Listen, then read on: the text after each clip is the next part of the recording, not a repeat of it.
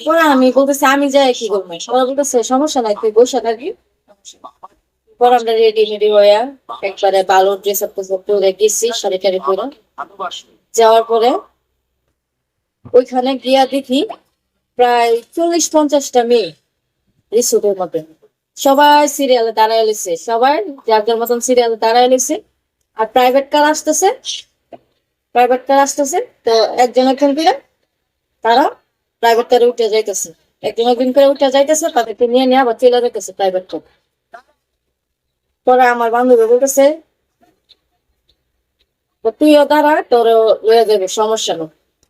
পরে আমি বলতেছে আমার কই লয়ে যাবে, তো বউ যেভাবে ভাড়া নেয় আমাদেরকে যেভাবে নিবে তোরা সেভাবে নিবে, সমস্যা তো কোনো সমস্যা নেই। পরে আমিও রেডি হয়ে দাঁড়াইছি আমার বান্ধবীদের সাথে।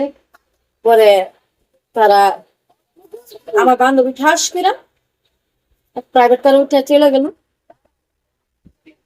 তো আমার 5টা বান্ধবী একটা একটা প্রাইভেট কারে উঠে চলে যাইতেছে।